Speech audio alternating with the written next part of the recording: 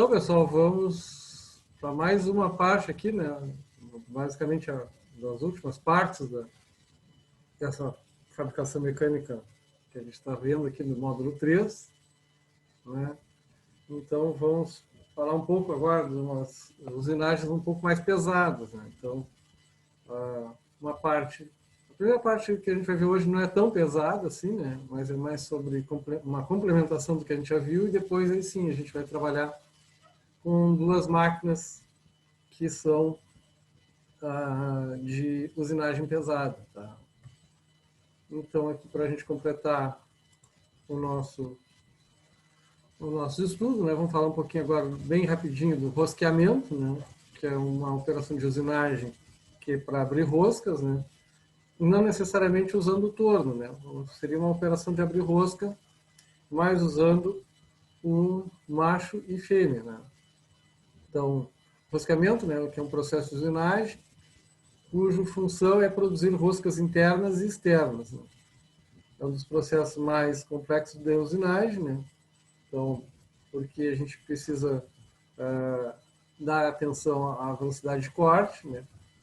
Então, em tornos paralelos, que realmente é aço rápido, né? A gente tem uma velocidade de corte. E se a gente for ver essa velocidade para abrir a rosca, né? Ela tem que ser geralmente metade da velocidade de corte que a gente usa para um torneamento comum, para um faceamento, um outro tipo de ação que a gente vai fazer no torno. Tá? Se a gente usar ferramentas de materiais cerâmicos, né, a velocidade de corte está em torno aí de 1.500 metros por minuto. Tá? E em ferramenta de metal dura, aí sim, a gente já trabalha com velocidades mais avançadas. Aqui a gente já falou um pouco disso quando a gente falou lá do cálculo de roscas, né? Então, só para dar uma relembradinha, né, das classes de roscas que a gente tem, né, quais são as dimensões que a gente precisa, que tipo de rosca é, se é uma rosca Whitworth, se é uma rosca métrica, se é uma rosca americana. Né? Então, só para a gente relembrar um pouquinho, o diâmetro maior, né, o diâmetro menor, o diâmetro efetivo, o passo, né? E o ângulo da rosca são as medidas que a gente, lá no cálculo de roscas, a gente, né, verificou. Acho que foi a nossa terceira aula. Tá? Então, assim, a gente, só para vocês, eu falei para vocês, né, a gente tinha então, tinha três tipos de roscas, né, que a gente viu, né, mas a gente tem muito mais roscas, né, do que a gente pode imaginar. A gente tem a rosca métrica, tá? Tem a rosca métrica cônica, tem a rosca Whitworth, tem a rosca gás, tá? Que são aquelas que é para válvulas e conexões de gás, tá? Rosca isotrapezoidal, rosca dente de serra, rosca UNF, que é a rosca americana, tá? Rosca Edison, e tem vários outros tipos de roscas especiais, né, dos mais variados e possíveis. Tá? Buenas. E quais são, então, as formas de fabricação E Vladimir, Oi. aqui tá. Essa rosca a gás aí, ó, ela é a espessura dela, claro. Geralmente as roscas, a espessura é a mesma, só muda os dentes. Mas essa rosca aí ela é maior, né? Tu pega um baita no grosso é 1/8, um 3/6, um quarto mesmo é trigrosso. É diferente Sim, esse negócio aí, ó. é. É diferente, tem diferença também, né, quando ela é métrica ou se ela é em polegada, né? E tem ainda a diferença quando da espessura do material, né? Que tipo de material que tu tá rosqueando, né? E ainda tem como é, se ela é direita, se ela é esquerda, né? Tem vários aspectos na rosca gás, né, que a gente também tem que levar em consideração. Tá? E a forma de fabricação para a gente fazer, então, abrir rosca. Né? A gente tem o torneamento, que a gente viu, que foi a primeira coisa que a gente viu lá, né? O torneamento com ferramenta. Né? A gente tem também cabeçotes automáticos com os pentes, né? Pentes radiais, tangenciais e circulares. Tá? Tem fabricação de rosca por turbilhonamento, né? E as mais comuns, né, que a gente vai falar agora, que é a rosca com macho e cocinete. Tá? A gente pode abrir rosca também uma fresa, né? Pode ser por fresa simples ou múltipla. Pode ser, como a gente já viu na aula de retífica, né? Pode ser também usando rebolo, né? De perfil. E uma outra maneira de se fabricar um alimento com rosca seria por conformação mecânica, né? E aí usando uma conformação que a gente chama de laminação, né? Uma laminação de rolos ou entre placas planas, tá? Então, como a gente disse que fala sobre a rosca usando machos, então a gente tem aqui os exemplos de machos, né? Então, ela é basicamente um macho que parece, né, ser um parafuso, assim, né? Teria um aspecto de parafuso, né? Mas ele tem a saída, ele tem esses recortes, né? Ele é mais afiado, né? Para poder cortar, um metal bem mais duro, e tem essas cavidades que é para a saída do cavaco, né? Para facilitar a saída do cavaco, né? Então, assim que se compõe o macho. Ele pode ser um macho, né, normal, ali, cilíndrico, ou pode ser helicoidal, ele tem formato helicoidal, tá?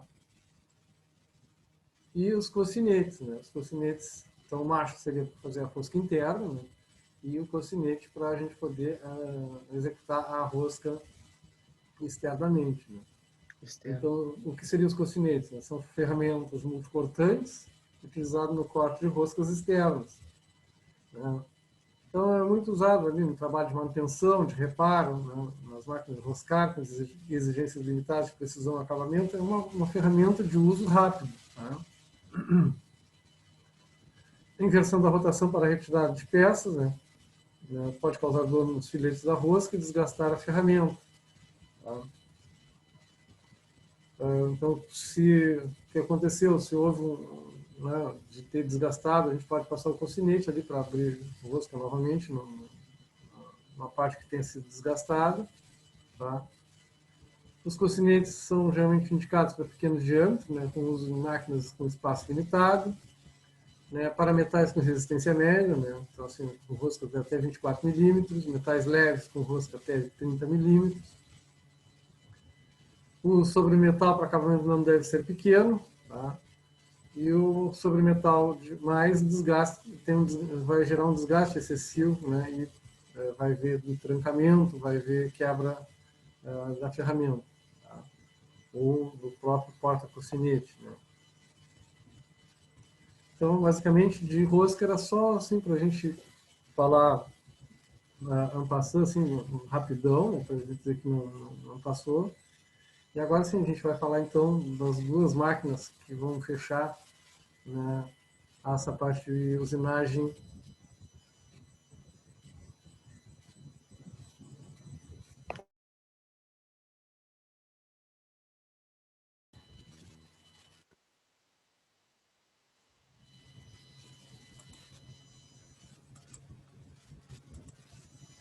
De novo. Tá, então vamos dar aqui prosseguimento, né? Vamos falar então da parte do brochamento, né? Que é um dos tipos de usinagem pesadas que a gente tem.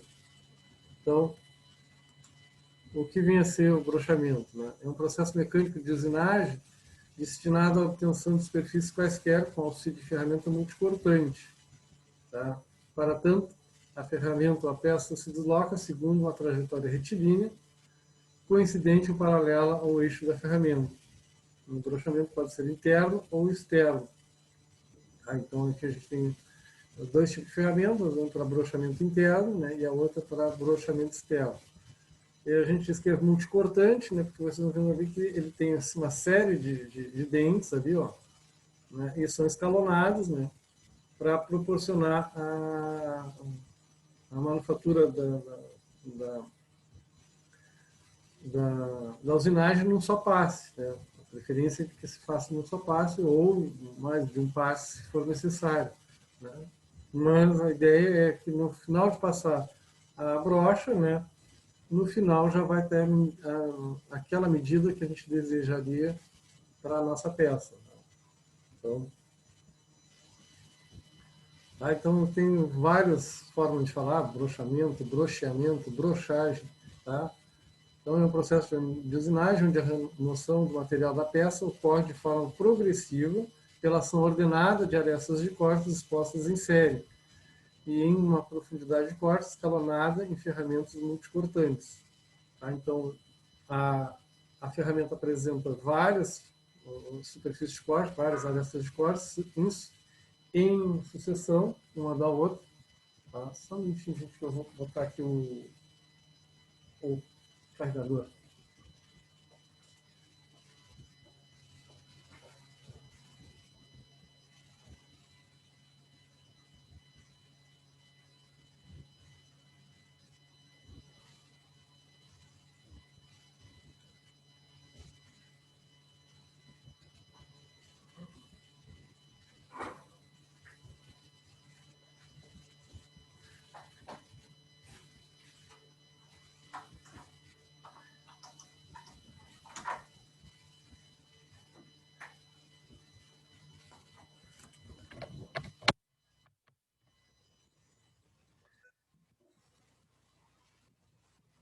Pronto. Tá?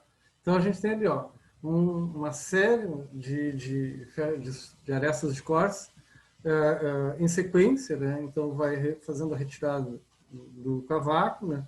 E conforme vai passando, né, a gente vai aprofundando a retirada. Então, a gente vai chegar na profundidade que quer numa só passada. Tá? Então, ali a gente tem dois exemplos aqui num desenho, eu já tem uma figura mostrando o processo de usinagem. Então, a transformação de perfil é feita de forma gradativa na sequência de ação de cada um dos elementos de corte da brocha. Cada elemento cortante, né, provoca um incremento na profundidade de corte ao longo do seu comprimento da brocha. As brochas podem realizar uma operação completa de usinagem desde o desbaste grosseiro até o acabamento. Vocês estão conseguindo me escutar, gente? Sim, eu estou escutando legal. Tá bem alto a voz, sim. Eu acho que a câmera aqui deu uma parada aí. Tá? Então, o broxamento permite obter um bom acabamento das peças trabalhadas, geralmente dispensando operações de usinagem posteriores.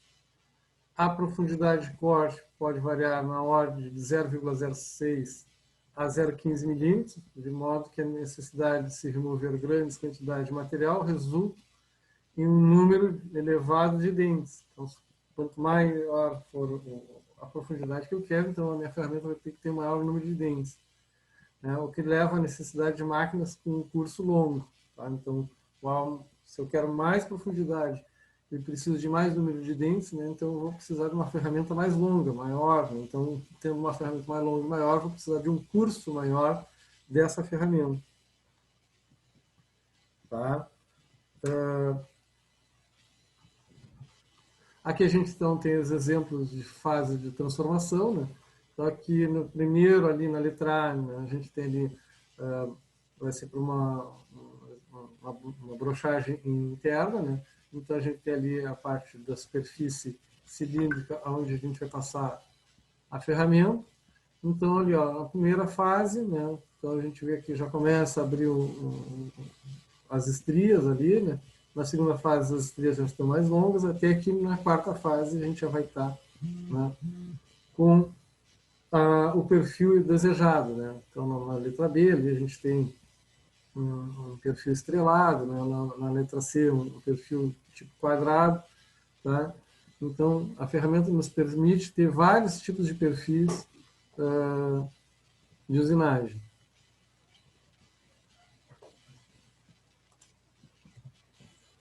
Aqui a gente tem mais uma série de geometrias, né, que podem ser geradas por brochadeiras, né? Então, redonda, quadrada, hexagonal, octagonal, pode ser retangular, oval, né? Pode ser rasgo de chaveta, pode ser estrias internas, tá? Pode ser formato triangular. Então, a gente tem uma série de geometrias que a gente pode executar, né? E para cada geometria dessa, a gente tem que ter uma ferramenta específica para fazer esse tipo de usinagem. Então, geralmente a gente desenvolve uma ferramenta, né, para a execução da operação de brochamento. Tá? E os tipos de brochamento que a gente tem o brochamento externo, né, quando a operação é feita sobre a superfície externa da peça, dando acabamento ou semi-acabamento aos seus perfis. A gente também tem o brochamento interno, quando a operação é feita internamente à peça, permitindo modificar a geometria de um furo vazado. Tá? Então, todas aquelas peças que a gente viu ali, todas aquelas geometrias, né, podem ser feitas internamente, né, de acordo com a ferramenta que a gente vai desenvolver.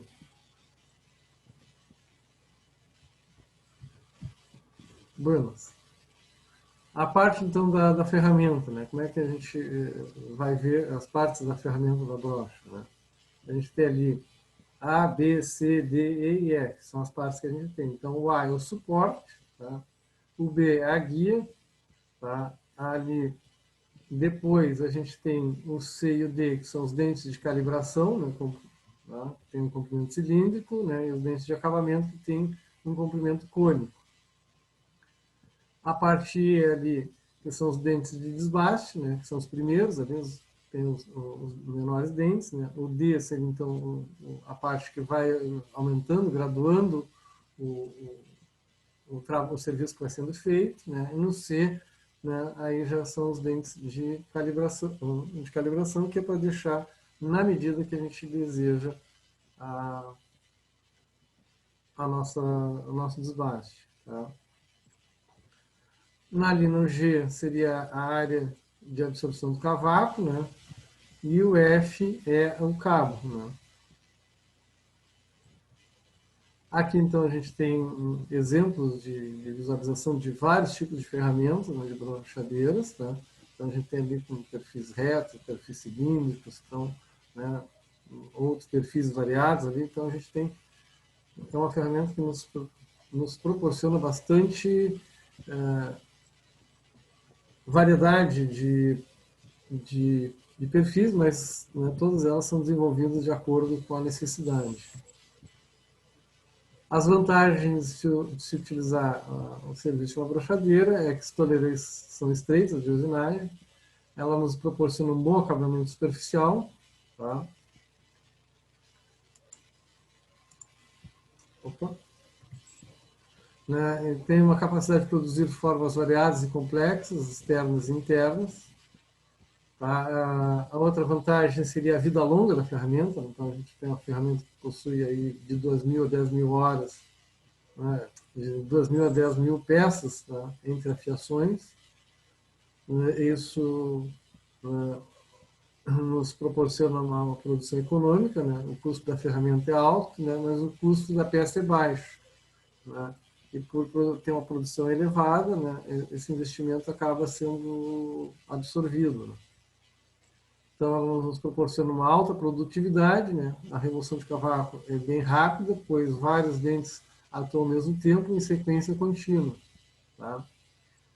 Operações podem ser realizadas de uma só passada, realizando desbaste e acabamento numa só passada, então. Tá? A desvantagem, então, mais uma vez, é o custo da ferramenta, né? Que é um custo alto. A necessidade de máquinas específicas, né? Então, a máquina que executa o brochamento é uma máquina específica para isso. Né? A reafiação da ferramenta é complexa por causa da geometria, dependendo do tipo de geometria de peça que vocês estão usinando, né? Ela vai ter uma reafiação bem complexa de ser feita. E se houver a perda de um elemento cortante, né, um dos elementos cortantes vindo da fratura, né, o que ele nos leva é a perda de toda a ferramenta. A gente pode perder toda a ferramenta se um dos elementos cortantes, um dos dentes, né, for a fratura. Tá? São máquinas grandes, não são máquinas pequenas, né? Então a gente tem exemplos aí de duas máquinas brochadeiras, né, né, uma vertical, uma horizontal. Aqui, só para a gente então ter como é que funciona a parte da geometria dos dentes, né? Então, a gente tem ali, ó, dois dentes em sequência, né? Então, a gente tem ali a aresta principal de corte e a superfície principal de corte, né? E ali na parte do dorso, né, que é a superfície de saída do cavaco, tá? E vocês veem que o quebra-cavaco ali, né, ele não é em sequência, ele é desordenado, assim, né, um à esquerda, outro à direita, né, para evitar o acúmulo de material, tá? Facilita a saída do cavaco. Tá? Aqui tem um pouco sobre a geometria dos dentes das brochas, né? Então ali quais são a parte geométrica que a gente tem, né? Então para cada material, ó, aço, ferro, bronze, latão, alumínio, né? A gente vai ter um ângulo, né, dos dentes de base, né, e um ângulo para os dentes de acabamento. Tá? Então ali a gente tem os ângulos de incidência de acordo com o material que a gente tem que vai ser executada a operação de brochamento. Os parâmetros, então, para o brochamento, né, seria a velocidade de corte, né? A velocidade de corte no brochamento é uma função do perfil do material da peça e material da ferramenta, né? Então, a gente tem que ver com o tipo de material da ferramenta e o que a gente vai executar. Então, a velocidade de corte recomendada vai ser, né, em função dos dois materiais, tá? Da forma também, né, essa velocidade vai depender da forma do gume principal, né, dos ângulos de incidência e saída, né, e qual é a profundidade de corte que a gente quer dar. Tá? Ali a gente tem velocidade de corte para brochas de aço rápido. Tá? Então, ali aço de 500 a 700 newtons por milímetro quadrado, né, isso aí é a resistência do aço. A velocidade recomendada é de 5 a 8 metros por minuto. Aço com uma resistência de 700 a 800 newtons por metro quadrado é de 3 a 6. Aço de 800 a 900 newtons por metro quadrado é de 1 a 3. Depois a gente tem ali ferro malhado, ferro fundido, latão, bronze, alumínio, zinco, magnésio, né? E vocês vão vendo que conforme o metal vai tendo uma resistência menor, né, a velocidade de corte vai aumentando. Tá? Então, tá, com a magnésio, a gente chega a ter uma velocidade ali de 30 metros por minuto, né? O zinco também, ó, a gente chega nessa velocidade de 30 metros por minuto. Professor, Oi?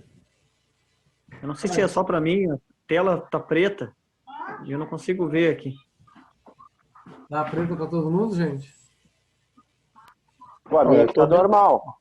A minha também, tá aplanamento aqui, azulzinha. Para mim tá normal. Eu boto pro lado e ela aparece a imagem ali e some, fica preta de novo. Ó, se tá normal para todo mundo, eu não sei, Antônio. Aí vai ter que dar uma olhadinha se não é a tua internet. Tá, beleza. Tá? Porque quando é a tela verde, aquela eu retorno e adianto, e aí eu sei que melhora. Mas quando é de tela preta e não dá para mandar ninguém, é porque pode ser em problema de internet. Tá? Ela ameaça aparecer aqui, mas aí some, fica tudo escuro de novo. Tá, não, mas valeu, vou ver o que. Mas pode ser da posso fazer. internet, Antônio.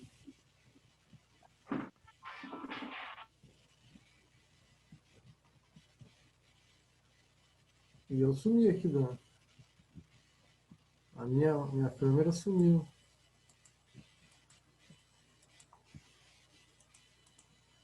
Bom.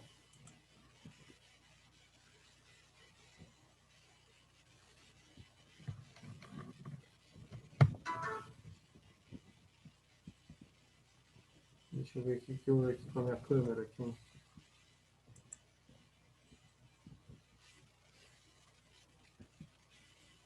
Bom, deixa assim.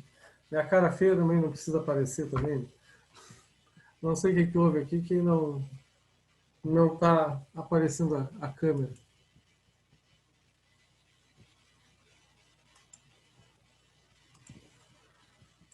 Bem, depois a gente vê isso. Bom, então vamos para a nossa ferramenta, nossa máquina principal da noite, né? Que seria a plana, né? Então vamos ver a função de aplanamento, né? E também vamos falar um pouquinho sobre a máquina que é a planadora. A planadora não, a plana. Então aqui a gente tem a plana limadora, né? Que é uma máquina basicamente simples, né? De operação, um movimento alternativo, né? Então vocês estão vendo aqui que essa é uma máquina que tem uma parte ali que é uma mesa, né? A gente pode colocar a peça, né? A gente tem aqui no cabeçote, a gente vai colocar uma ferramenta, e aqui a gente tem essa parte de cima que é a parte que vai se mover no movimento alternativo de ida e vinda, tá? Ela só fica indo e vindo.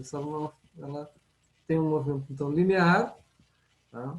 E aqui a gente tem uma ferramenta bem simples aqui na ponta, aqui no cabeçote, a gente tem uma ferramenta que é tipo um bedame que se usa em torno, tá? E é só isso que é a nossa ferramenta, a nossa máquina, tá?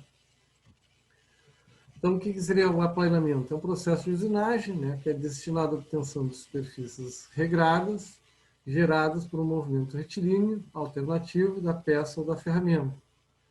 O aplanamento pode ser horizontal, vertical ou inclinado. Tá? Então, é uma operação de usinagem feita com máquina chamada plana. Tá? Os nomes mais comuns, né, no Rio e em São Paulo, geralmente chamam de torno limador. Tá? E aqui no sul a gente chama de plana limadora. Tá? Então, tem algumas características de nomenclatura um pouquinho diferente um do outro. Tá? As operações então, que a gente pode fazer com a plana, a gente pode fazer um aplanamento horizontal, vertical, pode ser curvo.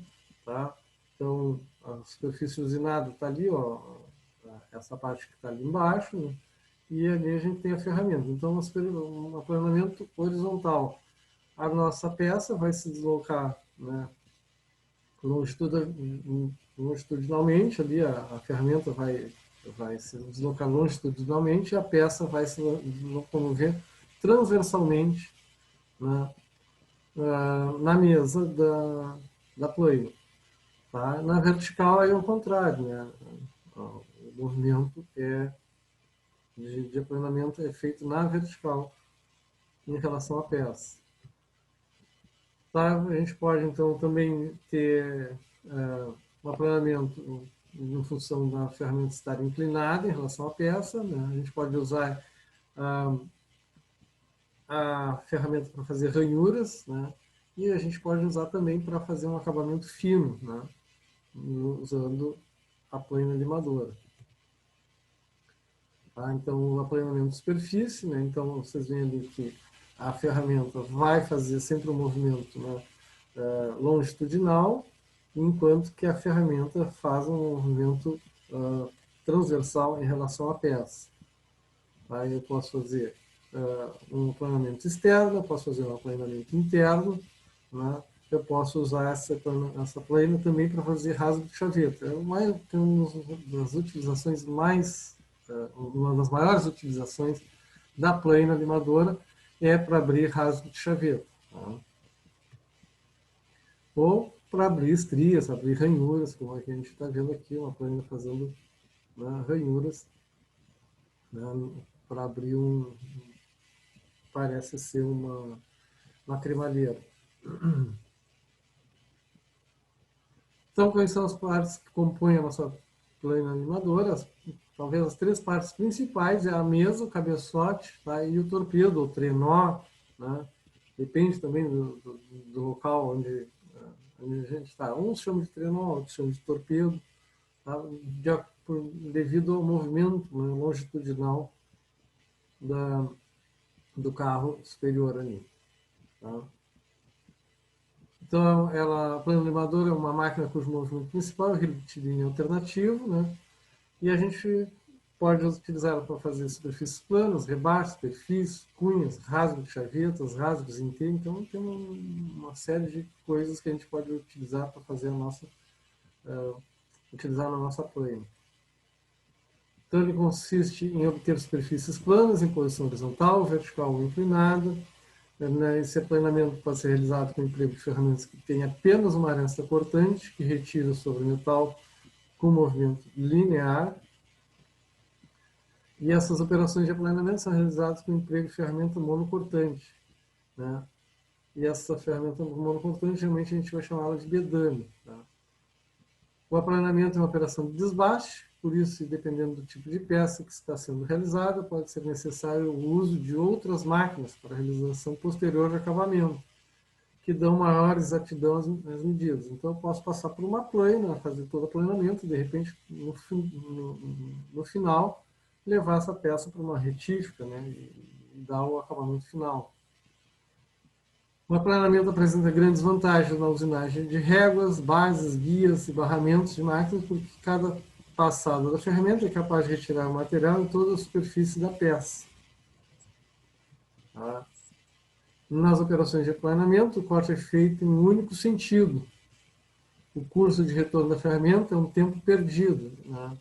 Porque só trabalha retirando material num sentido. Quando o torpedo volta, né, no que ele volta em vazio, né, não há retirada de material. Depois, quando ele retorna novamente retirando material. Então, assim, esse processo é mais lento que o fresamento, por exemplo, né? Já que o fresamento ele corta nos dois sentidos, né? Na ida e na vinda ele vem cortando, né? Enquanto que na plana só corta num sentido. Por outro lado, o aplanamento usa ferramentas de corte com uma só aresta cortante, que são mais baratas, mais fáceis de afiar, e, né, com uma montagem muito mais rápida. Né? Isso significa que o aplanamento, em regra geral, né, se torna mais econômico, né, em operações de usinagem que usam ferramentas monocortantes. Aqui temos uma foto mais detalhada da plana animadora. Então, aqui a gente tem as partes principais, né? Então, ali o corpo, a base, né, a mesa, aonde a gente vai fixar a ferramenta, onde vai fixar a peça, tá? Qual é o cabeçote, né? Qual é o torpedo. Então, a gente tem aqui, ó, mais uma vez, quais são os movimentos. A mesa, então, tem movimento, né, para transversal, né? Essa mesa também pode ter um movimento de subida e descida, para ajuste da peça, tá? Ali o cabeçote também tem um movimento de subida e descida para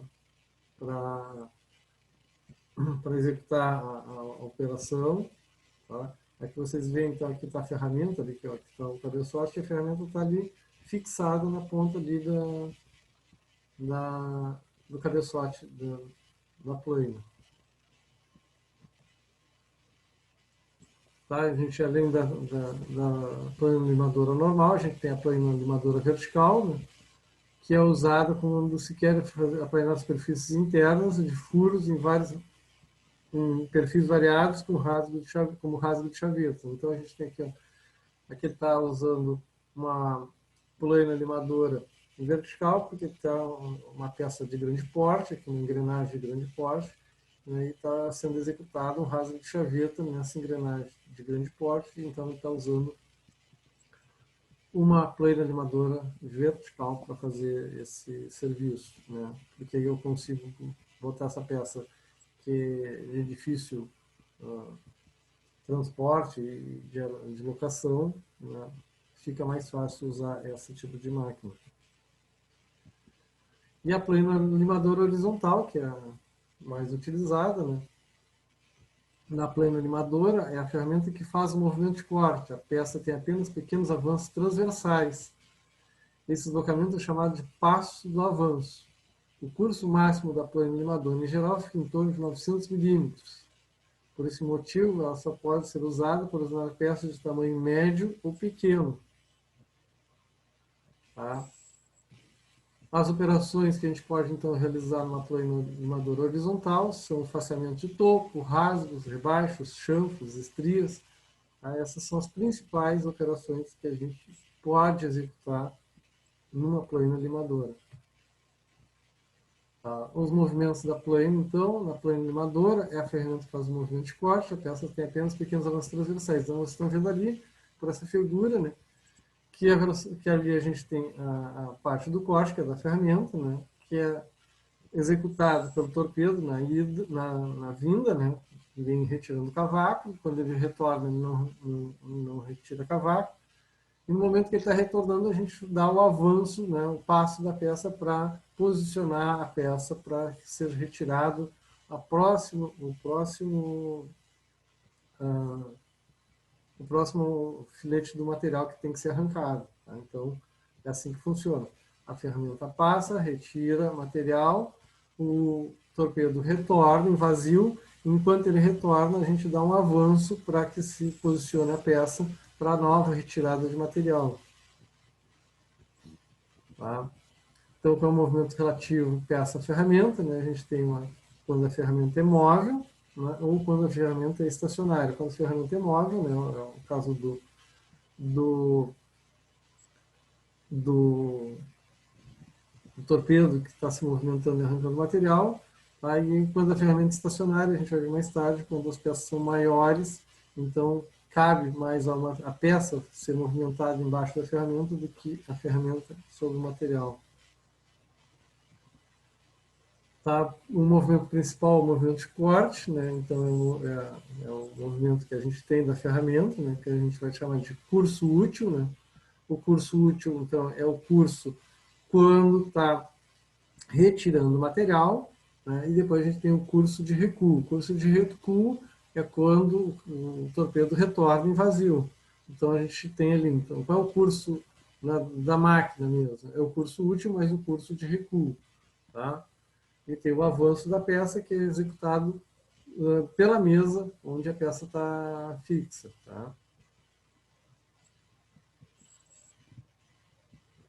E aqui a gente tem assim, ó, conforme a geometria do bedame ali, ó, é que a gente vai ter como é que vai ser a saída do cavaco. Tá? Então ali a gente tem ali, ó, quando a superfície, a aresta de corte faz 90 graus com a peça, vocês veem que o formato do cavaco ali, né, tem que ter uma seção transversal retangular. Tá? Enquanto que se a aresta de corte do bedame for um ângulo diferente de 90 graus, né, vocês vão ver que o cavaco, a superfície no transversal do cavaco vai ter uma geometria trapezoidal, tá? Não vai ser mais uma geometria retangular.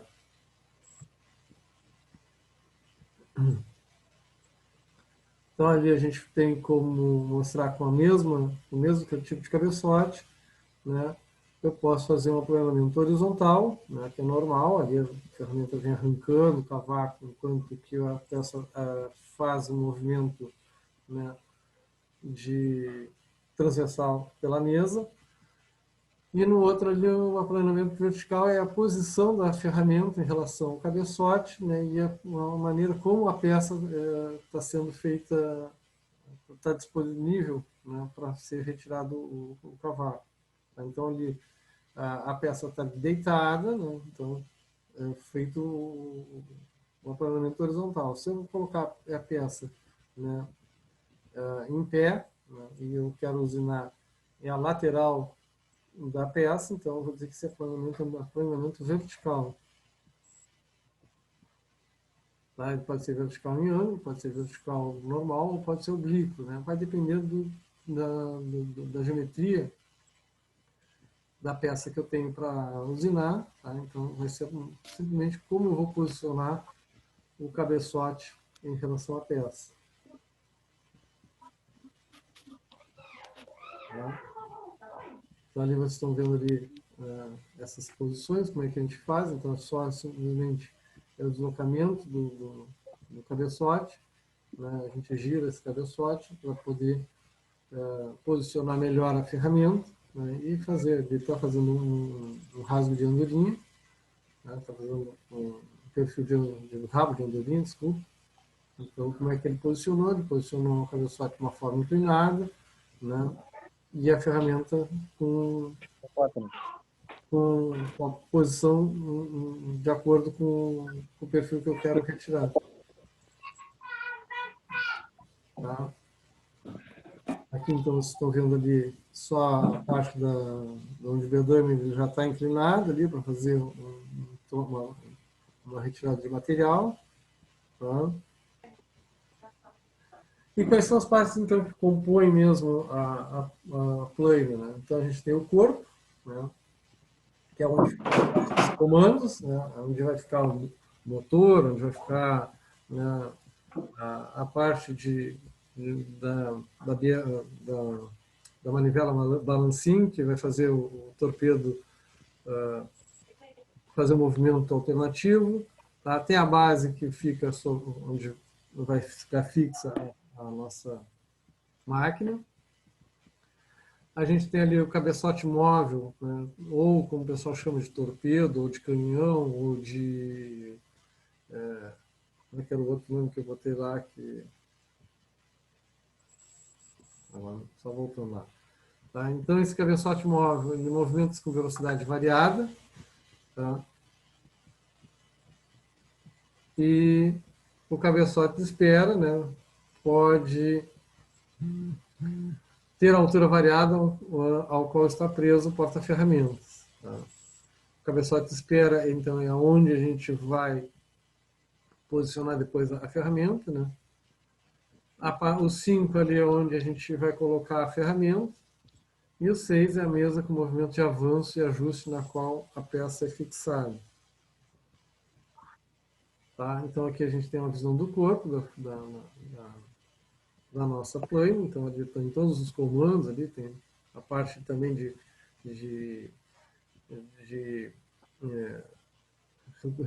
regulagem de velocidades, a gente tem ali a parte de regulagem, né, de fluido de corte. Então, toda ali a gente tem, então, nessa parte do corpo, a gente tem, então, essa parte de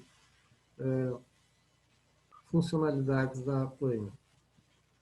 Aqui, então, a gente tem uma parte que está vendo da base, né, da onde vai ser fixada essa plana, né, no piso da nossa oficina, da nossa metalúrgica. Aqui, então, a gente tem uma visão do torpedo, né, do cabeçote móvel, né, então, que é o que realmente faz o movimento principal, tá, de ir e vir. A parte do cabeçote ajustável, né, com o porta-ferramentas. Tá? Então, ali vocês estão vendo ali nessa parte aqui da frente, ó, essa aqui que é o porta-ferramentas. Aqui está a ferramenta, está aqui, ó, ela aqui, e aqui tem um parafuso de aperto, tá, onde vai ficar fixada a ferramenta para fazer a retirada de cavaco.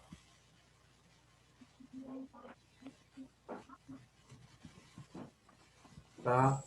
Depois a gente tem a mesa com movimento lateral e vertical, tá? A mesa onde a gente vai fixar a peça, onde a gente vai retirar material. Essa mesa possibilita tanto o movimento lateral, né, que é transversal à ferramenta, quanto o movimento vertical, né, subindo e descendo em direção à parte da ferramenta. Aí que a gente tem a parte dos comandos, né? Então a gente tem, essa aqui é uma plana limadora que tem função de copiar, ela tem uma copiadora, né?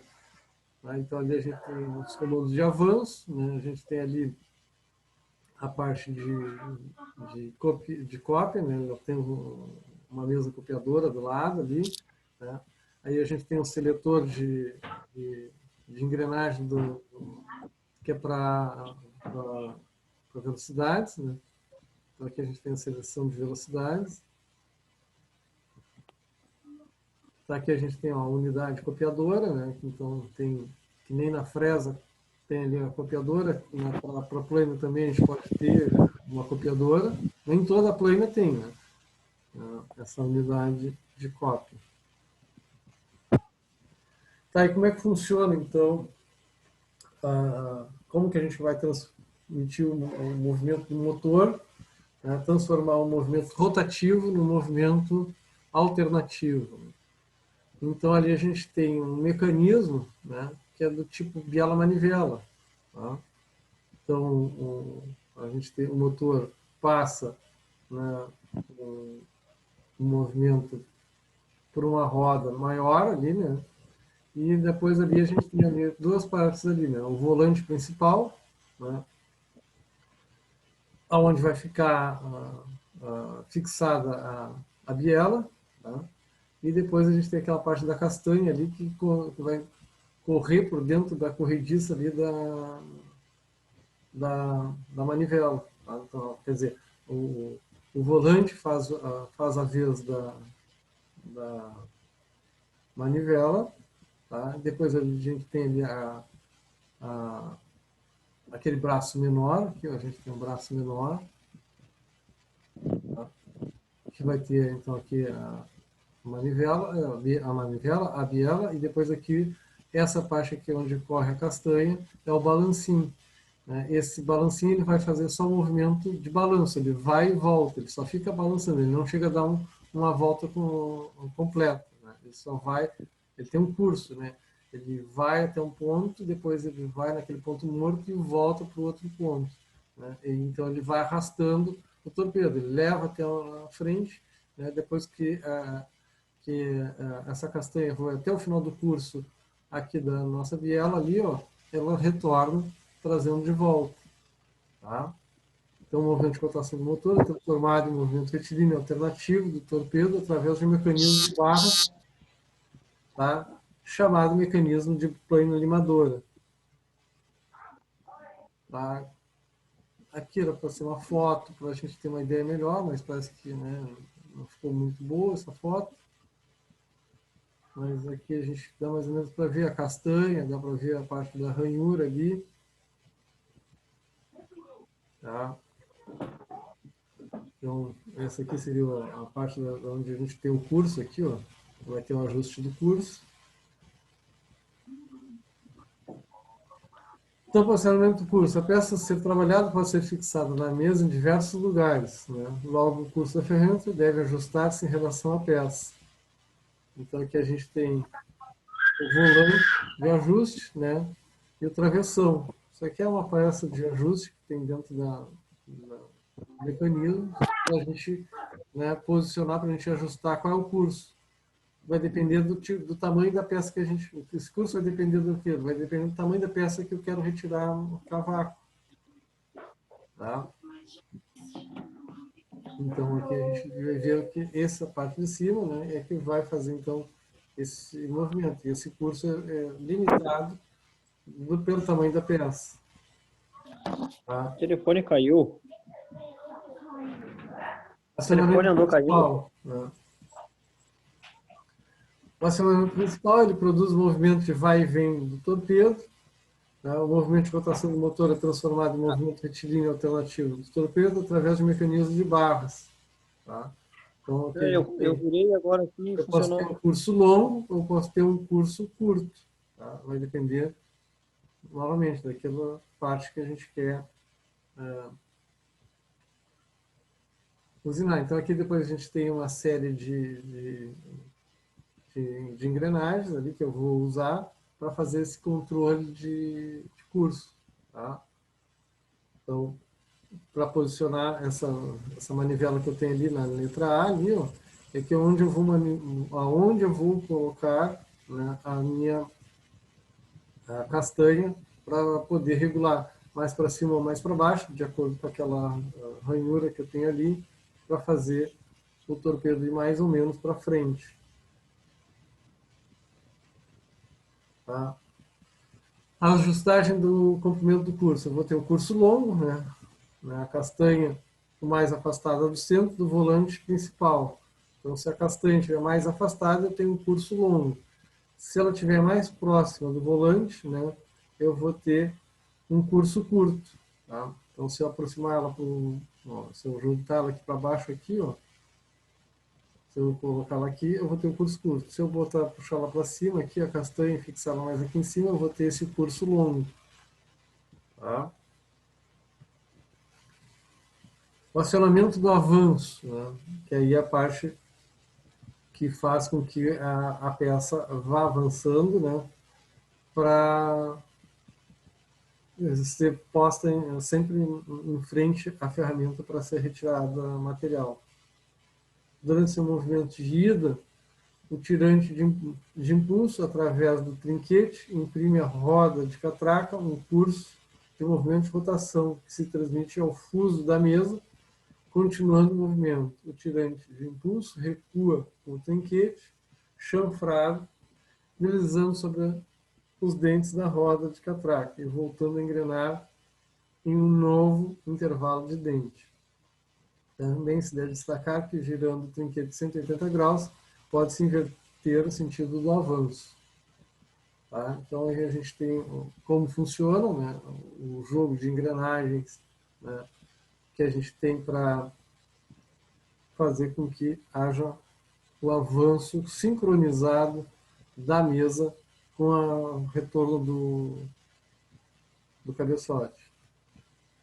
Tá? Então, aqui a gente tem, ó, quem é a engrenagem de curso, a letra A ali, ó, a engrenagem de curso, a letra B, a cavilha, né, onde a gente faz a regulagem, né, do braço do trinquete. Tá? Então, ali a gente tem o C, a roda de catraca, o D, o trinquete, né, o E, o tirante de impulso, o F é o fuso da mesa, tá? O G é a mesa e H a barra de ligação. Tá? Então, isso que ele estava falando ali, como é que se faz essa regulagem. Tá? Além da plana limadora horizontal, que é mais usada, né, para grandes peças, para grandes usinagens de peças muito pesadas, né, a gente tem a plana de mesa. Tá? Então, nesse caso da plana de mesa, o que se move é a mesa, né, não a peça. Tá? Então, aquilo que a gente diz, que a ferramenta é estacionária. O curso para as mesas é muito maior do que para a plana limadora, né, e são usadas para peças grandes. Né? E a gente tem diversas configurações desse tipo de plano, né? Então são chamadas planas de mesa fresadoras. Tá? A plana de mesa, então, ela executa os mesmos trabalhos que as planas limadoras, podendo também ser adaptada até para fresamento e retificação.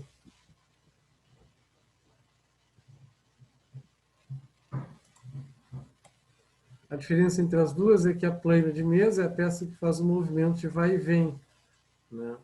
A ferramenta, por sua vez, faz um movimento transversal correspondente ao avanço, ao passo do avanço, desculpa. Tá?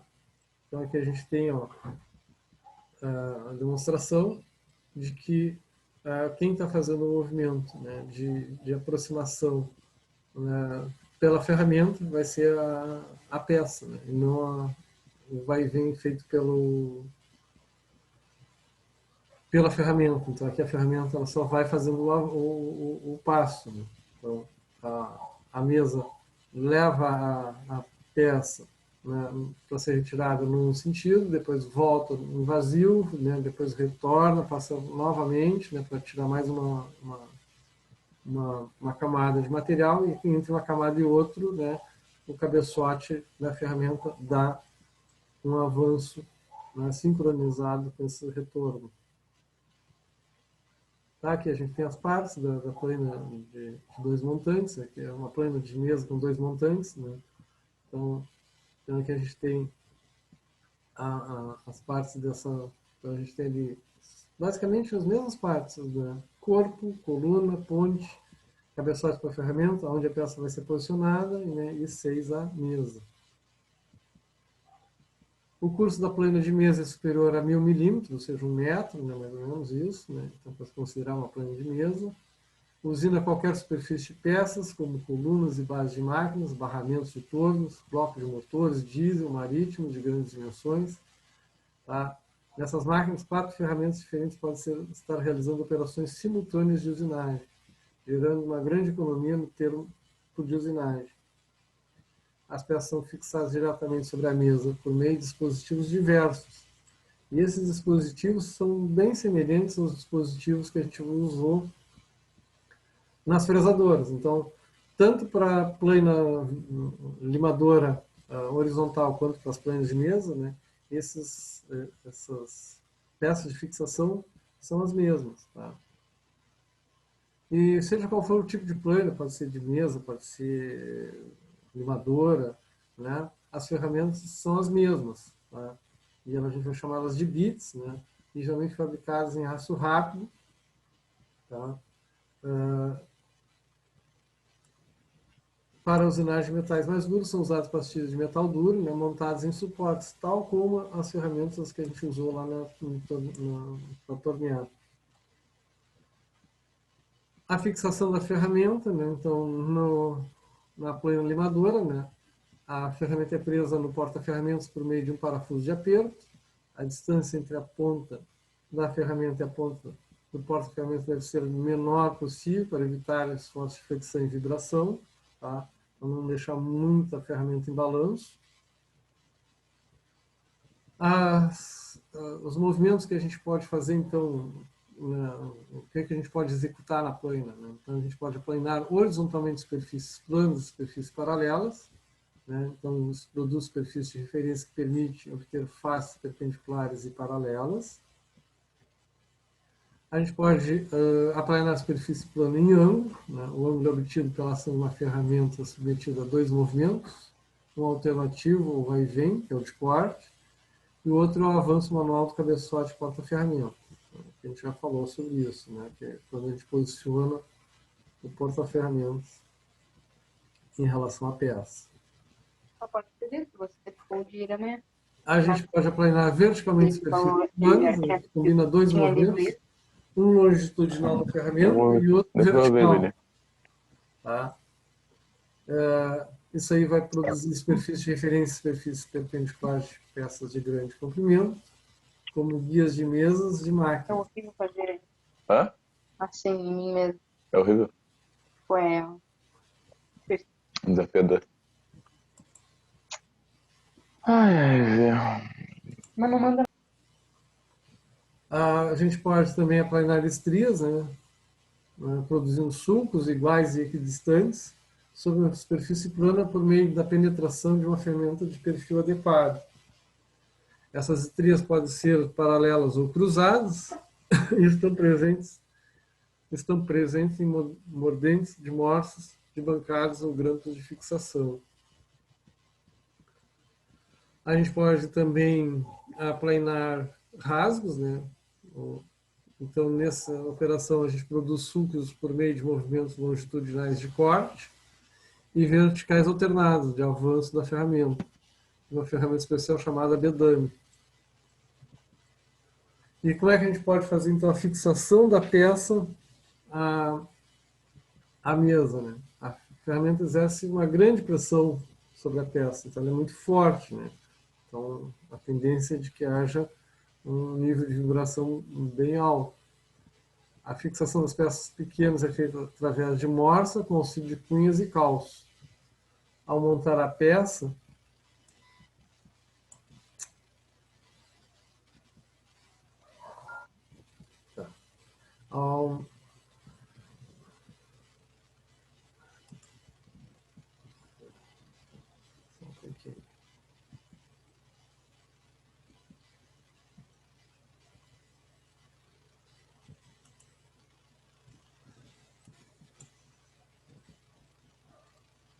ao montar a peça... Ai, gente, só um pouquinho que tá travando aqui, travou tudo.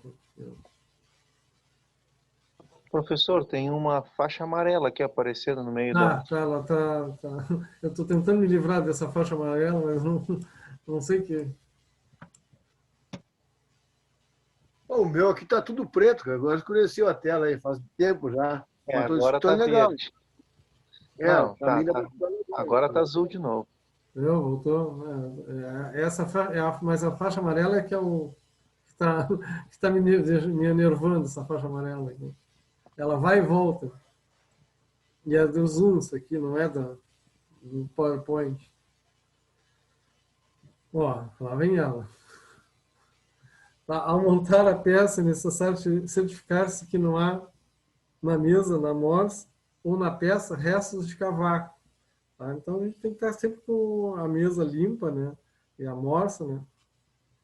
porque a presença disso aí pode impedir, né, a fixação, a correta fixação da peça, então posso ter problema, né, de fixação, e então a gente tem que estar com a nossa superfície de trabalho muito bem limpa, tá?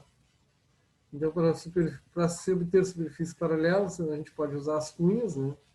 E o alinhamento deve ser verificado com um relógio comparador. Então, aqui a gente tem ali, ó, o uso da morsa, né, com os calços. Então, ali a gente tem a peça com as cunhas e calços. Então, os calços ficam muito baixo. E as cunhas para fazer, ajudar o mordente a segurar a peça, né? Então, a gente tem ali a figurinha mostrando, né? Mas a gente tem ali a foto, né, da utilização dali dos calços, estão ali por baixo da peça ali, se dá para dar uma olhadinha na foto ali, vocês vão ver que tem uns calcinhos ali por baixo, tá? Da peça que está na morsa. Tá? E aqui então a gente tem outras maneiras de se montar a fixação, né, por parafusos, usando outros, né, a parte da morsa também, como é que fixa na mesa, por parafuso. Então, bem semelhante como a gente fazia na fresa. Tá? Tanto é que os acessórios, se a gente olhar aqui esses acessórios de fixação, são os mesmos acessórios de fixação que a gente citou lá quando falou da fresa. Os calços, os cantoneiros, né, os parafusos e os grampos são os mesmos. Tá? Então, geralmente a gente usa esses calços, cantoneiras e parafusos e grampos, né, como a gente já falou antes, né, para peças que são maiores. E a preparação da máquina, né, que envolve as seguintes regulagens. Então, a gente tem que ver quais são as regulagens. Né? A gente tem que ter a regulagem da altura da mesa, né, que deve ser regulada de modo que a ponta da ferramenta fique aproximadamente 5 milímetros acima da superfície a ser aplainada. Tá? A regulagem do curso da ferramenta, que deve ser feita de modo que ao fim de cada passagem ela avance 20 milímetros além da peça, e antes de iniciar a nova passagem recue até 10 milímetros. Tá? Então a gente tem aqui, ó, tem ali o movimento de corte. Então na passada, né, depois, né, ele tem que ficar 10 milímetros antes da passada, e depois que passou, né, ele vai passar 20 milímetros adiante. Então, além do comprimento da peça a ser usinada, né, a gente tem que deixar esses 30 milímetros a mais, 10 antes e 20 depois. Então, se a minha peça tivesse ali 100 milímetros, né, de comprimento para ser retirado de cavaco, né, então eu teria que deixar 130 de curso. O curso da ferramenta teria que ficar com 130. Né, o 100 da peça, né, 10 para ficar antes e 20 para depois. Tá? Aqui está uma foto executando a usinagem. Tá? A gente também tem que ter a regulagem do número de golpes por minuto, né, que é calculado segundo essa fórmula, que tem uma faixa amarela na frente atrapalhando. Né? Tá, então ali a gente tem os golpes por minuto, a velocidade de corte, vezes 100 sobre 2 vezes o curso, tá? O comprimento do curso. Então a gente vai ter aí o número de golpes por minuto. Né? E a regulagem do avanço automático da mesa. Tá? A execução da referência inicial do primeiro passo, também chamado de tangenciamento. Isso é feito descendo a ferramenta até encostar na peça, acionando a plana para que se faça um risco de referência. Tá? Depois a gente zera o anel graduado do porta-ferramentas e se estabelece a profundidade de corte. Depois a gente aciona a plana e se faz a execução da operação. Uma diquinha ali, ó, para execução de estrias e rasgos, é necessário trabalhar com o anel graduado, né, da mesa da plana. Tá? Aqui uma visão da caixa de engrenagens, para regulagem do avanço. Tá? Aqui para a regulagem do passo. Tá? Então, de planas era isso aí, gente. Então, para finalizar essa parte de grandes, essa parte que tem a ver com usinagem pesada, né? Vamos falar um pouquinho agora aqui então dos centros de usinagem, né?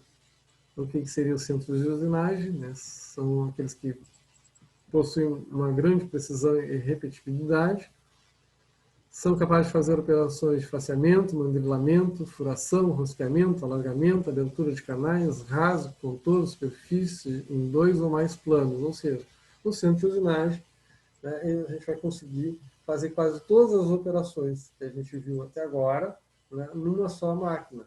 Tá? Claro que isso aí te dá um investimento bem grande, né?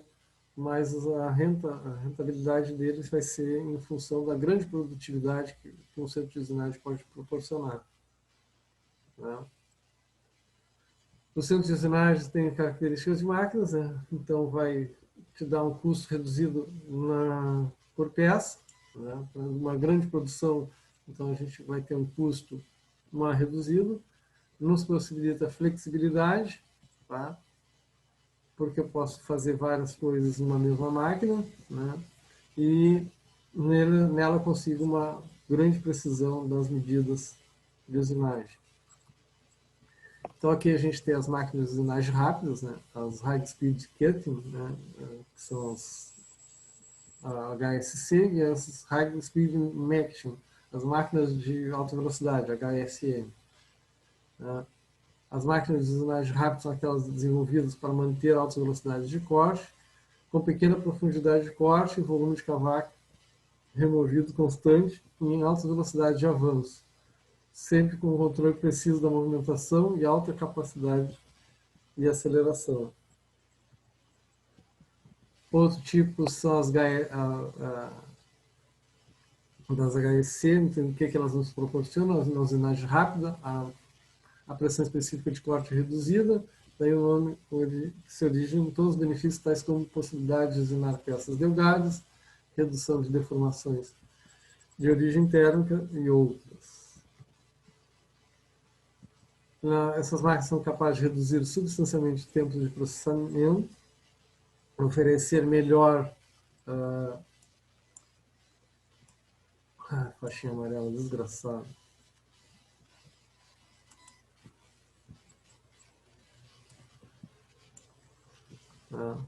Oferecer melhores acabamentos das máquinas de usinagem rápidas, são cada vez mais procuradas pela indústria, principalmente para a confecção de moldes e matrizes e usinagem de peças delgadas de ligas de alumínio. As centros de usinagem são muito comuns nas Professor, Oi. tá tudo verde aqui.